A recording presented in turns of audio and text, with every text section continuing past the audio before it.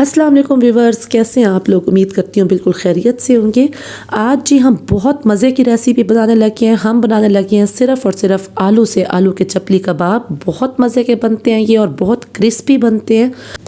आप इसे एक बार बनाएंगे तो इसको बार बार बनाने पे मजबूर हो जाएंगे। तो चलिए जी हम अपनी मज़ेदार सी और आसान सी रेसिपी बनाना स्टार्ट करते हैं।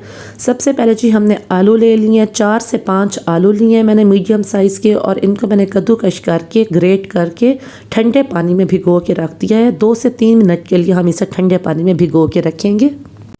अब जी हम अपने इस छिले हुए ग्रेट किए हुए आलू को अच्छी तरह से पानी में से निकाल के निचोड़ लेंगे। पानी इसका बाकी ना रहे, क्योंकि पानी अगर इसमें बाकी रहेगा तो हमारे कबाब जो हैं वो टूट जाएंगे।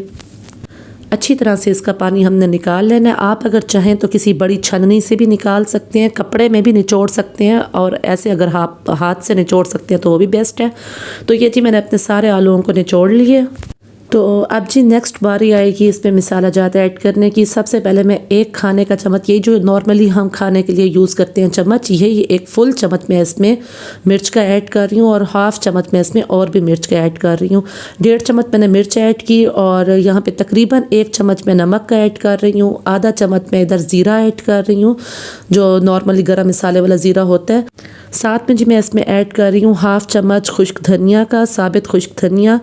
और अब इसमें हम ऐड करेंगे थोड़ी सी कसूरी मेथी, हाथ से मसल के मैं इसमें डाल दूँगी। ऑलमोस्ट 1 चम्मच है ये भी। आधा चम्मच मैं इसमें काली मिर्च पाउडर ऐड करूँगी। और अब जी बारी है 5 खाने के चम्मच मैदा इसमें ऐड करेंगे हम।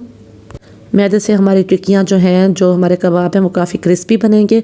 इसमें जी हाफ़ कप मैंने सब्ज़ धनिया, हमारी बारीक कटा हुआ सब्ज़ धनिया ऐड कर दिया। आप अगर चाहें इसमें तो आप कटा हुआ प्याज भी इसमें ऐड कर सकते हैं, लेकिन मैं इसमें प्याज को स्किप कर रही हूँ।